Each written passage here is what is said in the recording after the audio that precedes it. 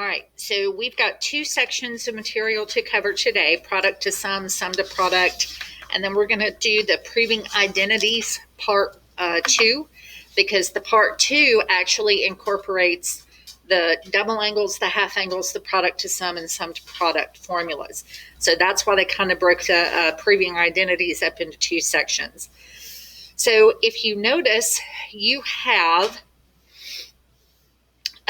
4 formulas for product to sum. You've got sine A times sine B, cosine A times cosine B. Over here, they mix and match. Sine times cosine, cosine times sine. All right, and so all we're going to do is we're going to plug those values into the formula and simplify. Sometimes these are the easiest identities to work with, and sometimes they can be very challenging. All right, so in the first couple of examples, it simply says rewrite each expression as a sum or a difference. So you look at the problem in question, sine first times cosine, which means we're going to use this formula. This is A, this is B. So A is 3x and B is 2x. So I've got 1/2 sine 3x plus 2x plus sine of 3x minus 2x. Now, notice in the second parentheses we are subtracting. Do you think, in this example, 3x minus 2x is a positive 1x? Do you think you might ever come up with a negative 1x? Do you think it's possible when you subtract to come up with a negative? So if that happens, we have to go back and look at our even and odd identities. Okay? So we're just going to clean this up. 1/2 sine 5x plus sine x. You cannot add a sine 5x to a sine x, but you can distribute the 1/2. So final answer, 1/2 sine 5x plus 1/2 sine x. Now, when it's all said and done, these values have to be positive. So if you do the adding or subtracting, typically it's the subtraction parentheses that could come up with a negative. You will have to go back to your identities page and look at your even and odd functions. Okay, just to throw this out here, if you had sine at negative theta, the identity says that would be negative sine theta. Notice how this is no longer negative, but the negative went out in front. That's the odd identity for that function, okay? And it's on your identities page. So just keep that in mind. All right, our second problem, sine times sine. So I'm going to use this formula, the first formula this time. So I have 1/2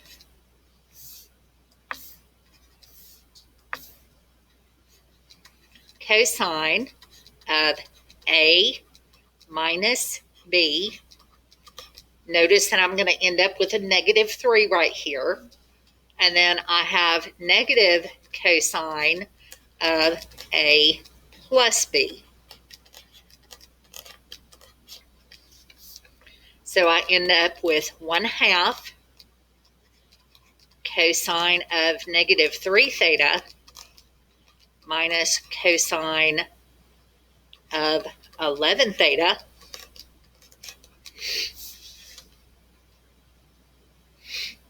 Now, this is a problem. So I'm going to have to look at my even and odd identities.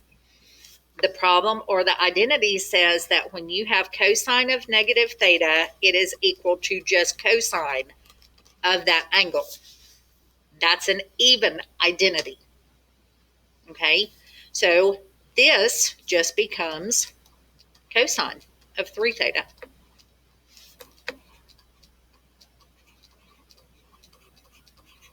And then, of course, the last thing you want to do is distribute your 1/2.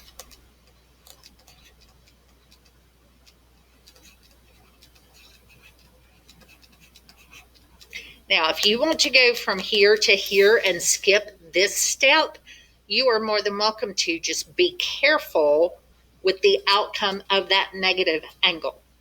You don't ever want this value to be negative, so you're going to have to do your even and odd identities. Okay? All right. Cosine times cosine. So we're going to use the second one that says cosine times cosine. What do I do with that negative 14? I just leave it out in front. So that's negative 14. And then I have 1/2, not negative 1/2. And then I follow the pattern. Cosine alpha, or A minus B, plus cosine of A plus B. And then I clean that up. I get a negative here, I get a positive here, distribute the 1/2, distribute the negative 14. So this becomes cosine of negative 4 alpha. This becomes cosine of 6 alpha. I have negative 14. I'm going to do two things in one step. This goes with the even identity for cosine negative theta. So that's just going to be cosine. So I'm going to distribute the 1/2.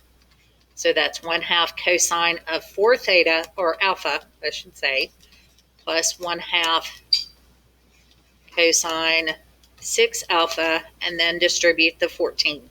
So that's negative 7. It's okay to have a negative out in front. You just don't want your angles to be negative.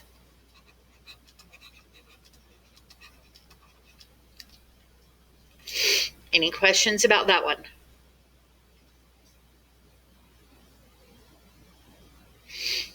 All right, the next couple of examples, you are going to need your unit circle. So if you don't have it out, you might want to go ahead and take it out.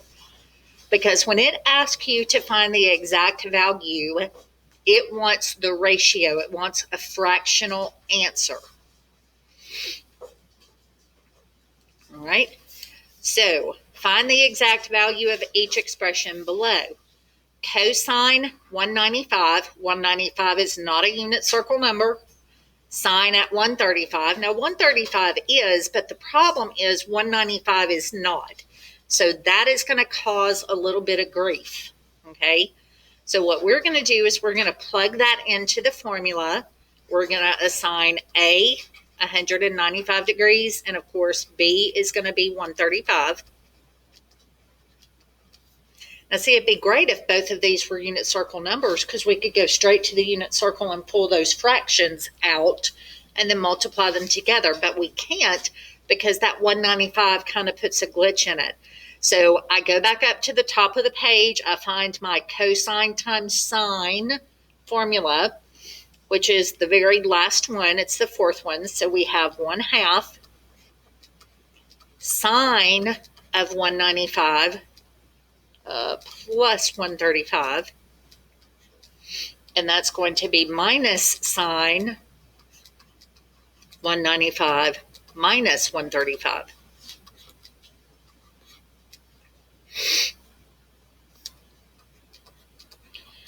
So I can combine these together.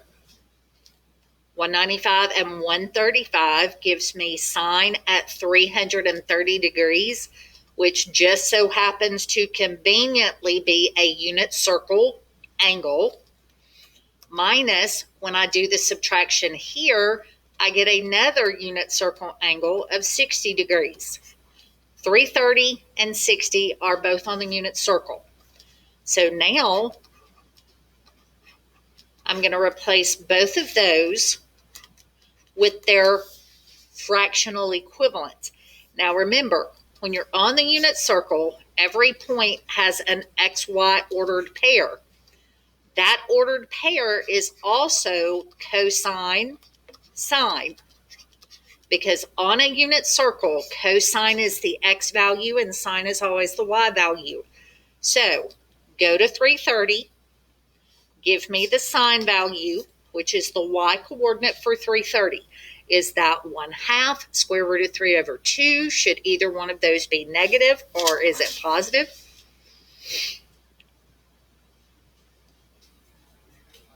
Negative 1/2, perfect. Now we're going to do the same for 60. It's either going to be 1/2 or square root 3 over 2.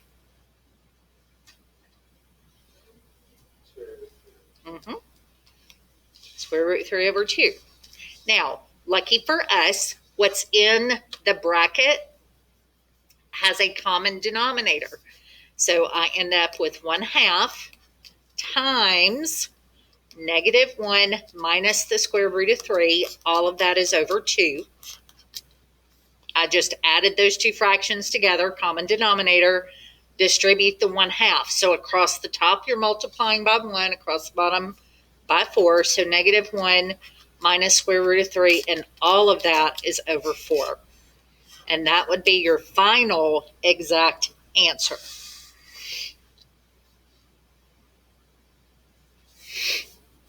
Any questions about that one? All right. Here, I have cosine times cosine. We're doing the same thing, different formula this time. We also have to consider that -8 multiplier that's already out there. So -8. And we've got 1/2. Cosine times cosine, first box, second formula. So that would be 1/2. And I used the wrong symbol. That should be a brace.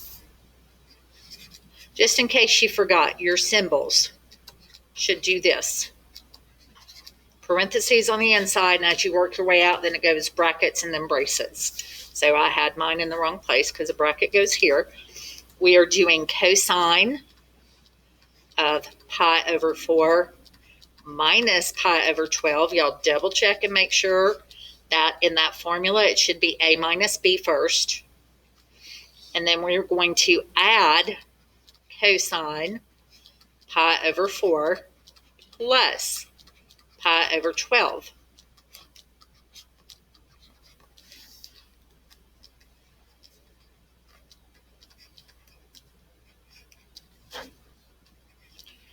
So I need to add those two fractions together. So on my calculator, I'm basically saying 1/4 minus 1/12.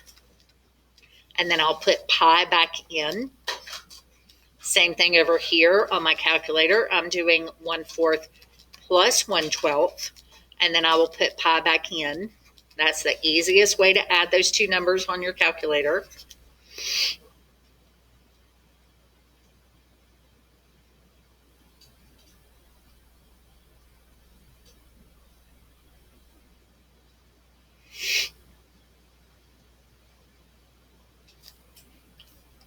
This should give you 1/6. So that would just be pi over 6, which is on my circle. Okay? And when you add these two together, you should end up with 1/3, which would be pi over 3. That is also on my unit circle. So now it's still just a cleanup game. I've got -8. That's 1/2. I need two fractions. Both of these, pi over 6 and pi over 3, are in the first quadrant. That's 30 degrees. This is 60 degrees. What is cosine at 30 degrees? Is it the 1/2 or the root 3 over 2? It's the root 3 over 2. And what is cosine at pi over 3? 1/2. Now, we have common denominator. So Now it's just the matter of cleaning it up. -8, 1/2, and then we have square root 3 plus 1 all over 2. Do you think I could multiply those together and then just distribute the -4? Yep. So I'm going to multiply those two together, and then I'm going to distribute the -4. So the negative, it's pretty much -4 times square root 3 plus 1 all over 2. That 2 will make that a -2. So when I multiply across, I get -2 square roots of 3 minus 2 as a final answer.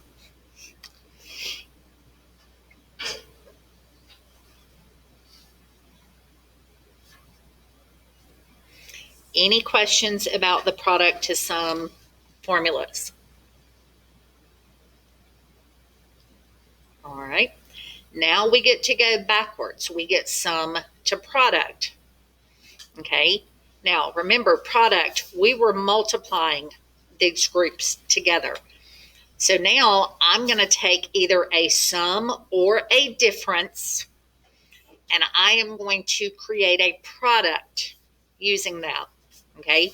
So it's identifying which formula or identity you're going to use, plug it in, break it down, and simplify it. Okay. So we're going to go from cosine plus cosine to a cosine times a cosine based on the formula. All right. So it's a plug and chug thing. So 2 times cosine of 8x plus 2x divide by 2. The formula requires you to divide by 2 times cosine of 8x minus 2x all over 2. Now notice this 2 is not being distributed. This is one big monomial. 2 times cosine times cosine. Okay? It's one big monomial. So I have 2 cosine 5x. 8 plus 2 is 10. 10 divided by 2 is 5. And then 8 minus 2 is 6. 6 divided by 2 is 3. I now have a product. Neither one of these values are negative, so we don't have to use our even odd properties. So that would be my final product. I took it from a sum and created a product.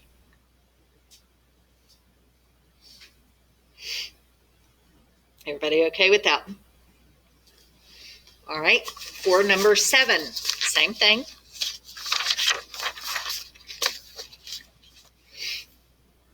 Different formula. Sine minus sine is the second formula in the first box. So that's going to be 2 times cosine of a plus b. So 3x plus, or 3 beta, sorry. 3 beta plus 6 beta all over 2. And then we are going to multiply by sine of 3 beta minus 6 beta over 2. Double check and make sure I have my a plus b and my sines and cosines in the right place. It's 2 times cosine a plus b times sine of a minus b, if I'm looking at the correct formula. So now it's just a cleanup thing. So I have 2 cosine. 3 plus 6 is 9. 9 over 2 stays 9 over 2. So 9 beta over 2. 3 minus 6 is negative 3. So that stays negative 3 over 2. But this is a problem. This value cannot be negative.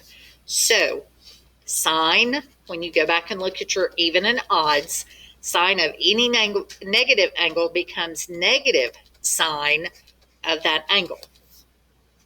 That doesn't mean that all of a sudden it goes from 2 cosine times sine to 2 cosine minus. That's not what it means. It's 2 cosine times a negative sign. Yes, sir. Number 6, shouldn't it be a sign in front of the first bubble? It was cosine plus cosine. Oh, never mind. I didn't read it well. I was thinking of the same. Thank you, Doug. All right, so here we end up with 2 cosine 9 over 2 beta. You can separate that. You can leave the beta on top, times negative sign of 3 beta over 2. And then your final answer would just be negative, because a positive 2 times a positive cosine times a negative sign gives you a negative outcome.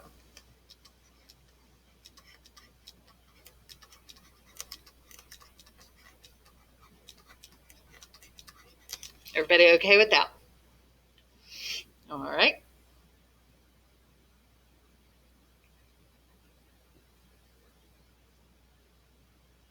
Now, number 8 has a trick to it because you have a multiplier out in front. Luckily, it's the same thing, so we can factor out a common factor of 10. But remember, when you are factoring, you always take, if your leading number is negative, you take that with you. So if I take out a negative 10, that leaves me positive cosine 3 theta, but negative cosine 5 theta. A negative times a positive becomes a negative, and a negative times a negative turns back to a positive. Y'all agree? Okay. So now I need to follow the cosine minus cosine formula. The cosine minus cosine is negative 2 sine of A plus B over 2. And then that is being multiplied by sine of A minus B all over 2.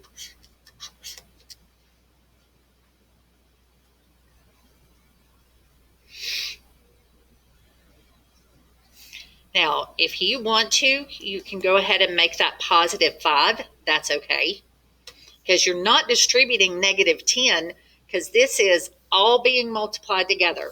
So that's 5 sine 3 plus 5 is 8. 8 divided by 2 is 4.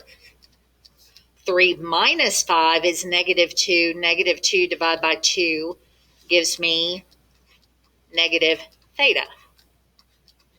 Well, up here, we already talked about the fact that sine of negative theta is negative sine theta. So in actuality, I have 5. If you want to skip what I'm writing down right now just to save you some time, that's fine.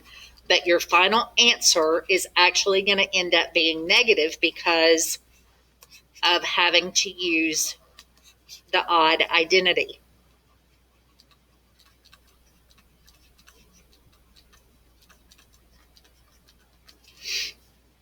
All right. Any questions about that?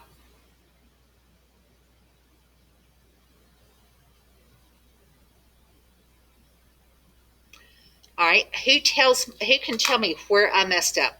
Because I messed up. I'll flat out tell you. I admit it. I see it now.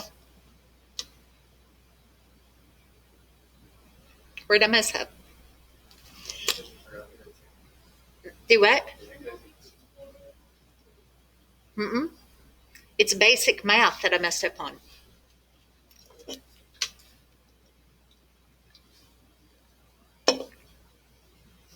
Very, very basic math. I have no idea. Negative 10 times negative 2 is not positive 5. What is it? It's 20. I told y'all I messed up. So we're going to fix that bad boy. All right, so I don't know why I halved it, but I surely did. Negative 10 times negative 2 is 20. So that would be a 20, and my final answer would have a negative 20 out in front.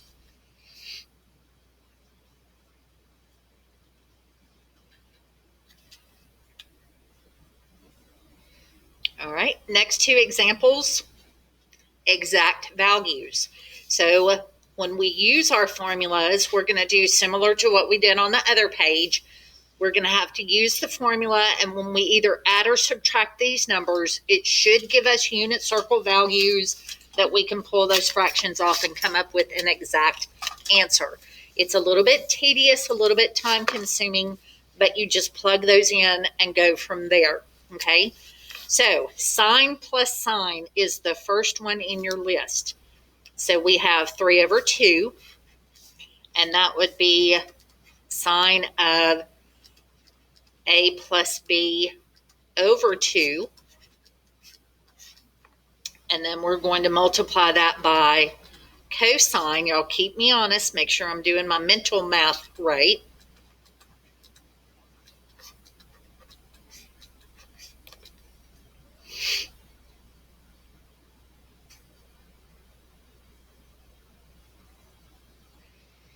All right, so what do I get when I add 345 plus 75 and then divide that by 2? 210? I trust you. I trust all of you. Apparently, I don't know what 10 times 2 is. And then I have to do 345 minus 75 divided by 2. Same rule applies. When you do the subtraction part, if you come up with a negative number, apply that even or odd identity to it. Did you get 135? All right, so now it is go to my unit circle, pull the y value for 210, pull the x value for 135, and then multiply everything together. So I have 3 over 2, which we had from the get-go. All right, I left something else out. What did I leave out? Goodness gracious. This is mistake number 2. If I make a boo-boo again, 3 strikes, I'm done. What did I leave out?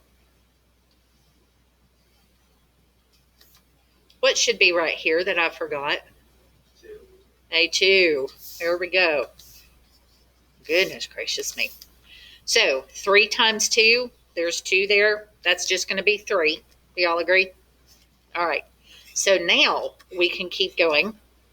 Sine at 210, cosine at 135. So go to your unit circle, find 210. I need the y coordinate. And at 135, I need the x coordinate.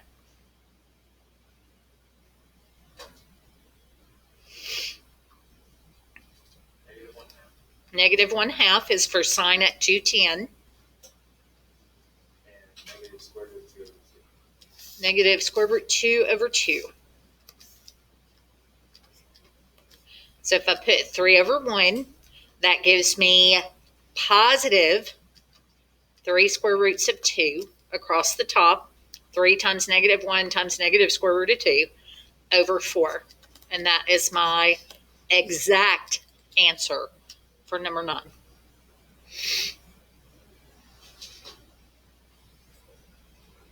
All right, so the last example for here, and then we're going to stand up, take a stretch break, and then we're going to get to the proving the identities part, because we do kind of need our brain really working with us for that part. So cosine minus cosine, last formula in the list. Now watch, I got my negative 2 this time. I got it. And that's going to be sine 11 pi over 12 plus 5 pi over 12. And all of that is going to be divided by 2. And we're going to multiply that by sine of 11 pi over 12 minus 5 pi over 12. And all of that is over 2. So on my calculator,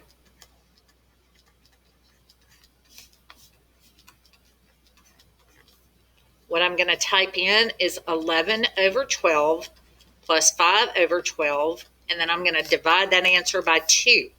It should give me a radian value that I can identify on my unit circle.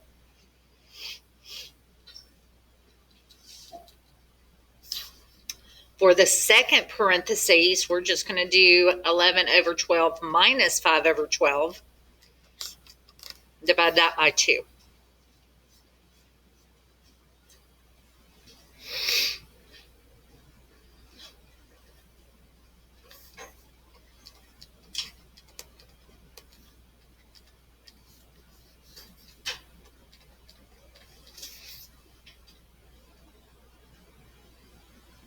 When you do 11 over 12 plus 5 over 12 and then divide it by 2, you should get 2/3. So that is 2 pi over 3, and that is a angle on my unit circle. It's not a degree value, but there is a radian equivalent. And then when you do the subtraction of those two angles, I get positive 1/4, which is good. So that would be pi over 4. I'm now ready to go grab the fractions, the x or y value, in this case the y value from both of those angles, and then we do the math. Hopefully I can do it right again. 2 pi over 3 is in second quadrant. You're looking at sine, so you need the y value from 2 pi over 3. Square root 3 over 2. And then I need sine at pi over 4. Pi over 4 is in quadrant 1. And that would be root 2 over 2. So that gives me negative 2 square roots of 6. You can multiply radicals, square roots, all day long. You could not add a square root of 2 to a square root of 3. But you can multiply a square root of 2 times a square root of 3 and get a square root of 6. Of course, if I put that over 1, I get 4 in my denominator. So basically, negative square root of 6 over 2 as a final answer. All right, any questions? Product to sum, sum to product. All right, I'm going to pause for just a moment.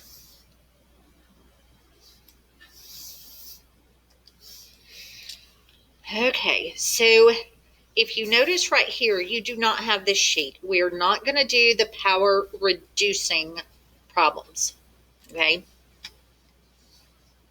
So I didn't give you that sheet. We don't have to do it. It's not part of our curriculum. So there are a couple of problems in here that incorporate those power reducing formulas, and so we will kind of bypass having to use those. So we're going to prove trig identities using some difference of angles, double angles, half angles. We're not going to do power reducing, and we're going to do product to sum, possibly sum to product. I don't think I have any of those examples on here. Okay, so it's going to be a matter of having to flip back and forth to all the different formulas that you have. All right, so on the first one, I'm going from cosecant theta to secant pi over 2 minus theta. Y'all agree? All right, well, I do not have a formula. This is actually a difference of angles formula, but I don't have one for secant, okay? So what I'm going to have to do, remember, when you prove an identity, you're trying to make all of this look like cosecant. So what I'm going to do is I'm going to make that 1 over cosine of pi over 2 minus theta. Because if you go back through your packet and go to the difference of angles worksheet that we did last week or the week before Christmas, you will find a formula for this, okay? So that's going to be 1 over cosine pi over 2 cosine of theta plus sine pi over 2 sine of theta.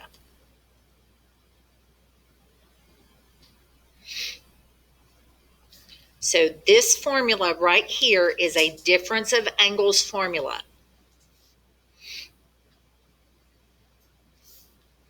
Now, I can go to my unit circle and I can take this out and this out and replace it with its numerical value. So pi over 2 is right here, and it has the ordered pair 0, 1. That's where pi over 2 is. Which value is cosine at pi over 2? Is it the 0 or the 1?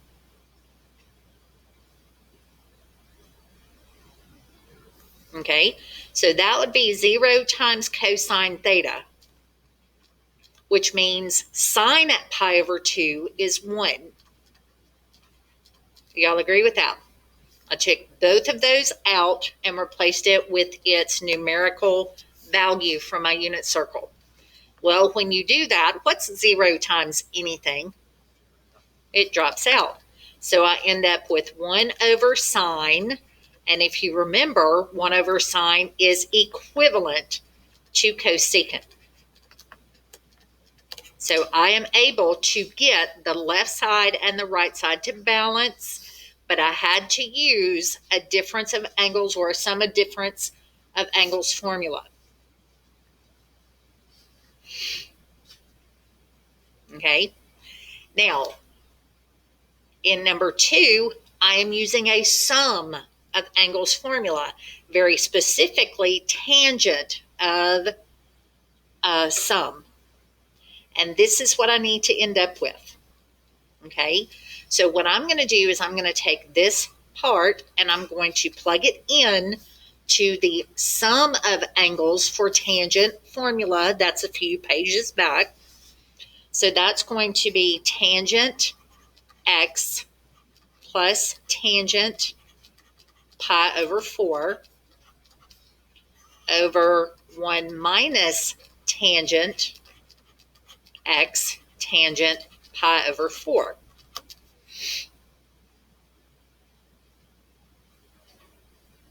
Now, since I actually have an angle, pi over 4, I can take both of these out and replace it with its numerical equivalent.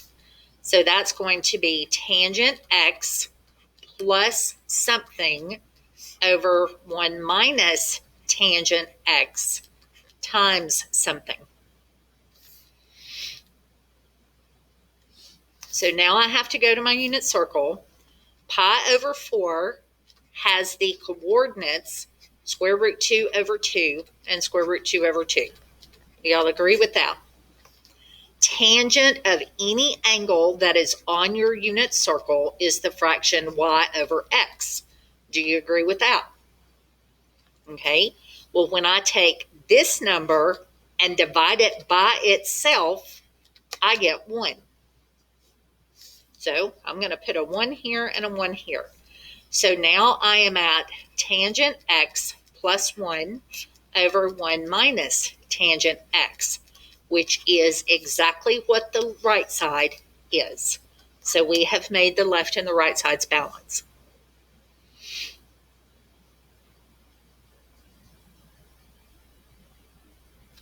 Okay, now in the example number 3, the first thing I notice is that I don't have just alpha, I have double alpha. Do y'all agree? So I'm going to look at my double angle formulas and I'm going to make some substitutions. Okay, so I have, if my memory serves me correct, there are 3 variations to cosine double angle, but there is only 1 variation to sine double angle. Okay, so what I'm going to do first is I'm going to put the one and only equivalent, which is 2 sine alpha cosine alpha. That is the only variation to sine 2 alpha. All right, now I have to pick one of the others for cosine. I have 3 of them. Well, I am just going to randomly pick 1 times 2 sine of alpha. That is one of the 3 cosine double angle formulas. There is a cosine square minus sine square. there is a 2 cosine alpha minus 1, and there's this one. And there should be a square right there. Sorry. All right. Everybody okay with that so far? All right. So across the top, what's 1 minus 1? Okay. But you have to be careful. This negative actually has to be distributed. Do y'all agree?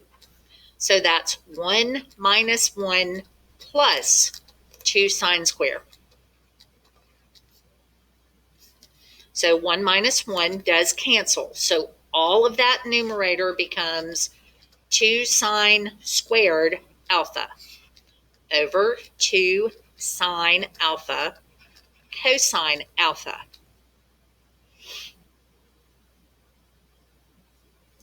Any thoughts? I'm trying to reach tangent. Any thoughts of how I can simplify or anything that I can do with this one? You can cancel out the 2 and assign and one of the sine A. Mm-hmm. You'll be left with sine A over cosine A. Which conveniently works into tangent. Correct.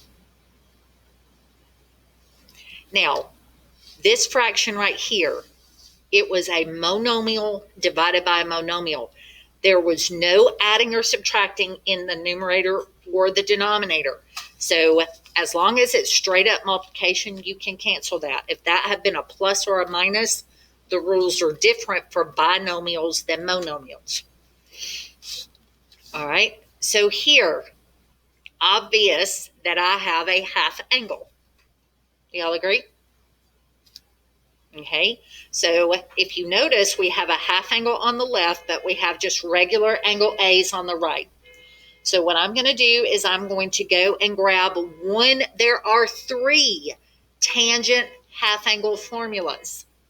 Now, if you watched the video, you will know that my favorite half angle formula is the one that has the monomial denominator, which would be 1 minus cosine A all over sine A. That is my favorite.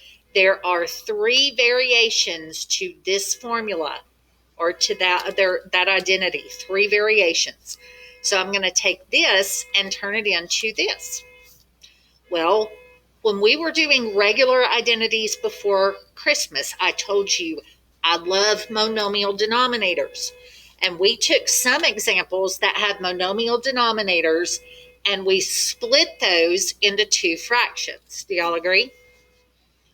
Aren't you loving it? Because people having to watch this are going to have to hear the horn honking in the background. All right, so 1 over sine minus cosine A over sine A. 1 over sine is equivalent to cosecant, and cosine divided by sine is equivalent to cotangent. So we have now taken the left side and made it equal to what was on the right side.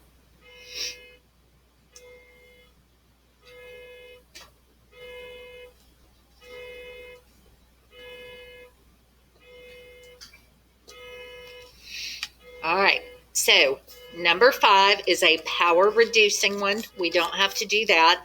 Number 6 is also a power reducing one, so we do not have to do 5 or 6. Y'all should count your lucky stars that we don't have to do 5 or 6.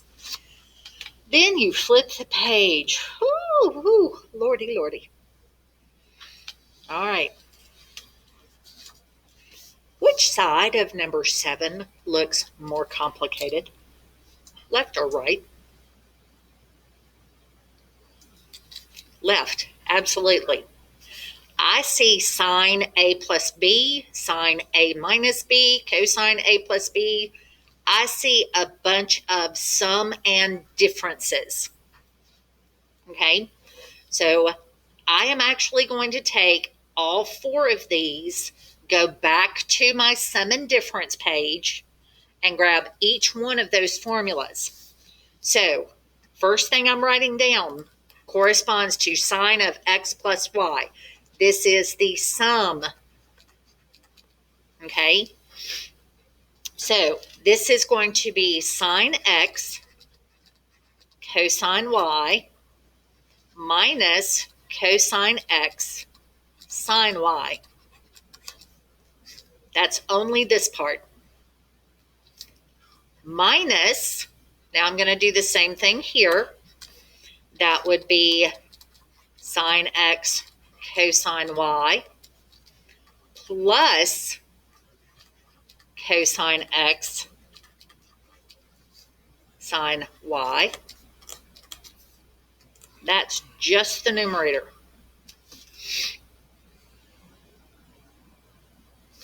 Across the bottom, I'm going to go grab both of my cosine sum and cosine difference formula. So I'm going to have a big old parentheses here and here. So the cosine sum is cosine x cosine y minus sine x sine y. The cosine difference formula, that would be cosine x cosine y plus sine x sine y. Whew. All of this over here equals to one little tangent, y. Now, I have a whole bunch of x's over here too. But you know what's about to happen? A lot of these x values, sine x, cosine x, are going to cancel out. So we're going to focus across the top. I am to combining like terms at this point. Look at the top. In the first parentheses, I have a sine x cosine y. Do you agree? Do I have one of those in the second parentheses? Am I going to add them or cancel them? They will cancel. A sine x cosine y minus a sine x cosine y cancels. Combining like terms, that's the skill. Now, I have a cosine x sine y and a cosine x sine y. Do they cancel or do you combine them together? Combine them together. Now, remember that negative gets distributed, so that's negative 1 minus 1, which is negative 2 cosine x sine y. Something very similar is going to happen on the bottom. I have a cosine x cosine y in both. I have a sine x and a sine y in both. One of those I can actually add together. The other one cancels. Which group cancels?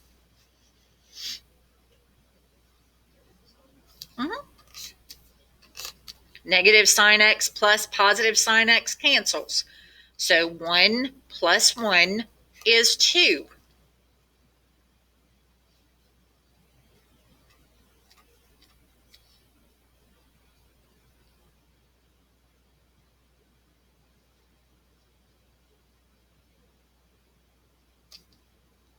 Sine or cosine, sine.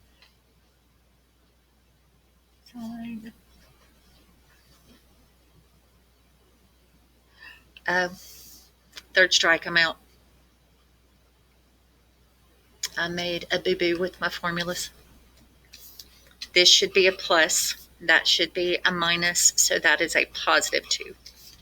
The first one still cancel. I just have my signs wrong right here. I apologize. Third strike. Whoo. All right. So now it's cancel time. What's left? The 2's cancel. The cosine x cancels. Sine y over cosine y. And that is equivalent to tangent y. That's a lot of stuff. Y'all agree? It's a lot of stuff. All right. Number 8. We have not run across a 3x before. But if you notice, I have regular thetas on the left, but on the right, I have that 3 theta.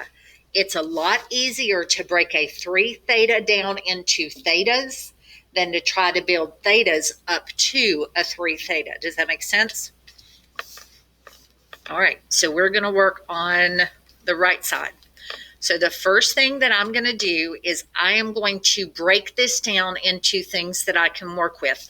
I don't have any 3 theta formulas, but you know what I do have? I do have a cosine 2 theta formula.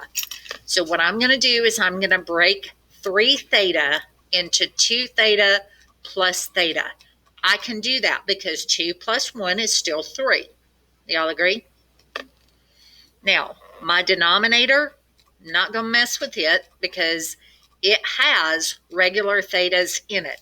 So all of my energy and effort is going to go with the top. Now, first thing I have to do is the cosine alpha plus beta formula, the cosine sum formula.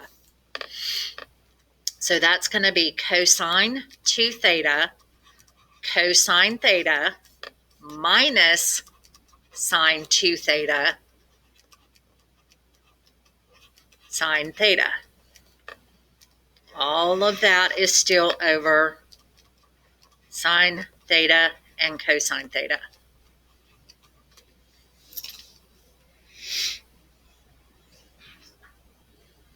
All right, now I got from 3 down to 2 and 1. Do y'all agree? So now I'm going to go in my list of identities and I am going to pick the formulas that I need. Well, cosine 2 theta has 3 variations. It's got a cosine square theta plus or minus sine square theta. It's got a 1 minus 2 sine square, and it's got a 2 cosine square minus 1. So how do I decide which one to pick? Well, when I look at this side, I see sine and I see cosecant, which is sine's reciprocal. Does that make sense? So for cosine 2 theta, I am going to use the sine squared one. So I'm going to have 1 minus 2 sine square theta times cosine theta.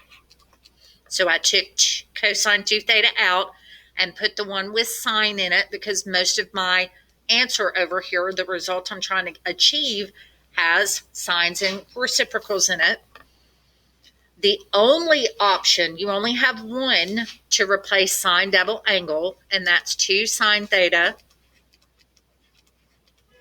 cosine theta, and then we're still multiplying by the sine theta that was back here.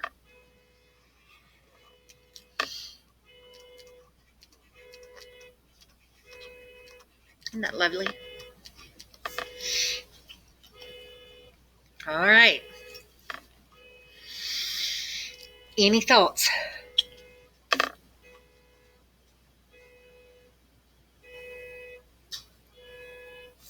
Well, that cosine can cancel. Actually, let me rephrase that. Backtrack. I have to do something to this problem before I can do that. That's a monomial, do y'all agree? So I'm going to separate it and then I'm going to cancel within the fractions. So I have 1 minus 2 sine square theta times cosine theta all over sine theta cosine. Now I can cancel that. And then I've got 2 sine theta cosine theta times sine theta. And all of that is over sine, cosine. So I took the one fraction, I split it up into two. What cancels in the second fraction?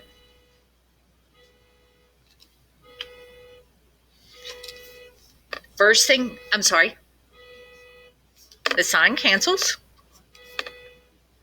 Could I cancel it with this sign instead? Yeah. And what else cancels? The cosine cancels. Everybody good? So now, first fraction, we're not going to do number 9 because it does have power reducing stuff in it. So I'm just going to kind of keep going. So first fraction, I have 1 minus 2 sine square theta over monomial sine theta. Second fraction is just 2 sine theta.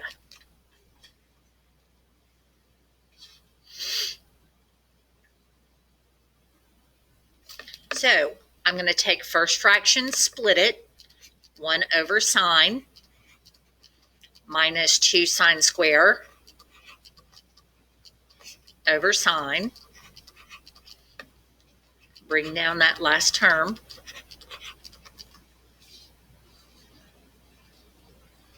One over sine is cosecant. Did I need a cosecant in part of my answer? Okay. What cancels here? One of the sines.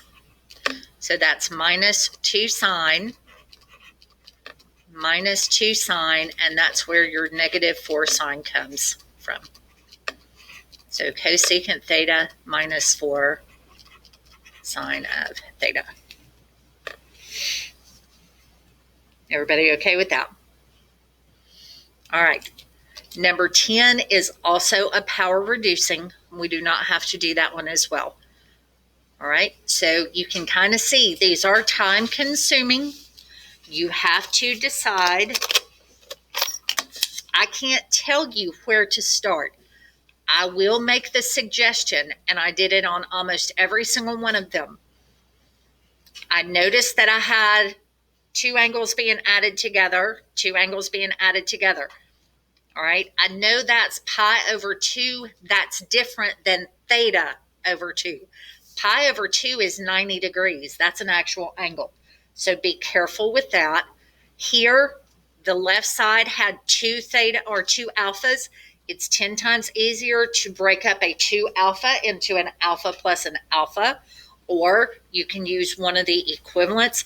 I could have done this one a totally different way and still come up with the same answer. Do y'all want to see it? Are y'all good? Okay. When I see anything bigger than just an alpha, I could, on this particular problem, go back and use a sum or difference formula. And this is a little bit tricky, but we can do it. That's hilarious. All right, so I'm going to have 1 minus cosine alpha plus alpha. Isn't 1 alpha plus 1 alpha 2 alpha? Okay, do the same thing on the bottom. Sine alpha plus alpha. I can use my cosine sum formula and my sine sum formula. So that's going to be 1 minus cosine alpha minus sine alpha. That's going to turn into sine alpha cosine alpha plus cosine alpha sine alpha. Y'all with me? I used my A plus B sum formula for cosine and sine. Now, across the bottom, this is sine alpha cosine alpha plus cosine alpha sine alpha. Can I add those two together? Could you take xy plus yx and add it together and get 2xy? Could you do that? Do these two have to be in the same order? Mm-mm. So across, I'm going to go ahead and distribute the negative. So I have 1 minus cosine alpha plus sine alpha, and all of that is over 2 sine alpha cosine alpha. If you want to write it as 2 cosine alpha sine alpha, that is okay. This could have been written as 2yx. Doesn't matter, because could I not rewrite that as x times y? Okay. Any thoughts on what I could do at this point? Because I'm still shooting for tangent.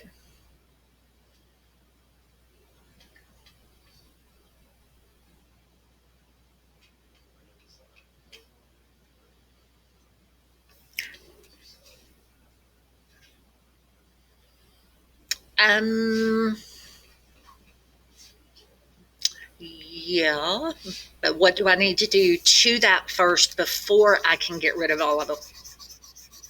And this is just it's tedious. What type of denominator do I have?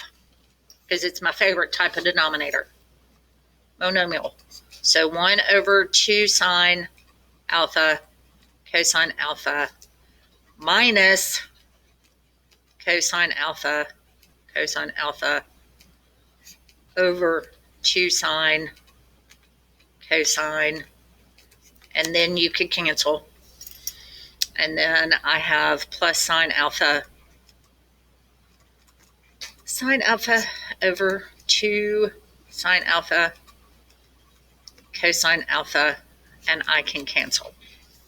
So now I'm at 1 over 2 sine alpha cosine alpha minus cosine alpha over 2 sine alpha plus sine alpha over 2 cosine alpha. Which way do you think was easier? The first way? Okay, but do you see how you could go through here? We still hadn't finished. Gee. Any thoughts?